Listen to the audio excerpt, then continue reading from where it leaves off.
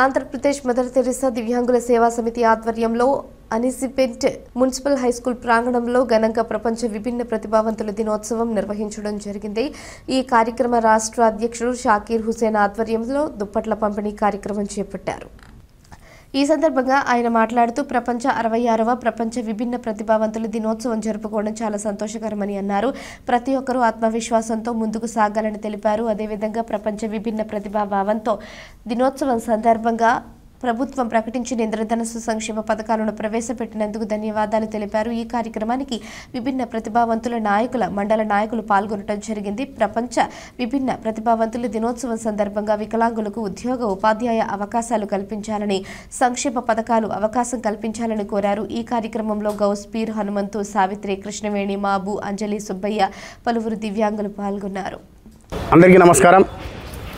ఈరోజు అంతర్జాతీయ ప్రపంచ దివ్యాంగుల సందర్భంగా దివ్యాంగులకు దుప్పట్లు పంపిణీ చేయడం జరుగుతుంది. ఈరోజు దివ్యాంగుల డిసెంబర్ 3వ తేదీ నుంచి 10వ తేదీ వరకు వారోత్సవాల సందర్భంగా దివ్యాంగుల దినోత్సవాలు రాష్ట్ర వ్యాప్తంగా జరుగుతున్నాయి.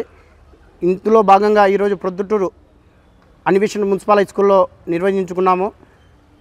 ఈ వికలాంగుల దినోత్సవం ఉద్దేశం ఏమిటంటే వికలాంగులు ఆత్మశైర్యం కోల్పోవద్దు, తమ కాళ్ళ మీద తాము నిలబడాలి అనే ఒక ఉద్దేశంతోనే ఈరోజు దివ్యాంగులకు కూడా ఈరోజు ప్రపంచంలో వికలాంగులు కూడా మనం బతుకుతున్నాము, బండి ఈడుస్తున్నాము అనే ఒక మానవత్వం చూపించాలని ఈరోజు దివ్యాంగుల రాష్ట్ర వ్యాప్తంగా దివ్యాంగుల దినోత్సవాలు జరుగుతున్నాయి. ఇదే విధంగా గవర్నమెంట్ ఈ ప్రభుత్వం వచ్చి ఏడాది 2 సంవత్సరాలు పూర్తి అవుతుంది.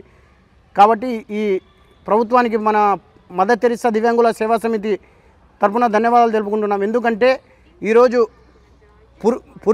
దివ్యాంగుల పురుషులకు కూడా ఉచిత బస్సు ప్రయాణం మన ముఖ్యమంత్రి గౌరవనీయులు పెద్దలు చంద్రబాబు నాయుడు సార్ గారు దివ్యాంగుల కూడా గుర్తించి ఈరోజు పురుషులకు వారికి ఉచిత బస్సు ప్రయాణం కల్పించడం జరిగింది. వారికి ప్రత్యేక ధన్యవాదాలు తెలుపుకుంటున్నాం. అదేవిధంగా దివ్యాంగులు అందరూ 7 పాయింట్లు గవర్నమెంట్ ఆవిష్కరించింది. ఈ 7 పాయింట్లు కూడా దివ్యాంగులకు ఖచ్చితంగా ఏర్పాటు చేయాలి. ఎందుకంటే ఈ దాంట్లో ముఖ్య ఉద్దేశం ఒకటి ఉంది, రాజకీయ రిజర్వేషన్. ఈ రాజకీయ రిజర్వేషన్ కూడా దివ్యాంగులకు వార్డు కౌన్సిలర్ కానీ, వార్డు మెంబర్ కానీ, పంచాయతీ నుండి పార్లమెంట్ వరకు రాజకీయ రిజర్వేషన్ ఉంది. ఈ దాంట్లో కూడా దివ్యాంగులకు వాళ్ళ స్థానాలు వాళ్ళ కేటాయించాలని మనస్ఫూర్తిగా కోరుకుంటూ ఇటువంటి కార్యక్రమం చేపట్టిన గవర్నమెంట్ గారి మన ప్రభుత్వానికి కూడా ధన్యవాదాలు తెలుపుకుంటున్నా. అదేవిధంగా వార్డు మెంబర్ కానీ, ఒక ఎంపీటీసీ కానీ పోటీ చేసిన దివ్యాంగుడు ఎవరన్నా కానీ, పురుషుడు కానీ మహిళలు కానీ ఓడిపోతే వారికి ఆప్షన్ నెంబర్ 10 ఇస్తా అన్నారు మన కూటమి ప్రభుత్వం. వారికి కూడా ప్రత్యేక ధన్యవాదాలు. ఎందుకంటే దివ్యాంగులు కూడా ఈ పొద్దు రాజకీయ రిజర్వేషన్లో భాగం ఉంది కాబట్టి వాళ్ళు కూడా గుర్తించి పొద్దు రాజకీయాల్లో దివ్యాంగులకు కూడా రానియాలని వారు కోరుకుంటున్నారు. వారికి కూడా మనస్ఫూర్తిగా ధన్యవాదాలు తెలుపుకుంటున్నాం.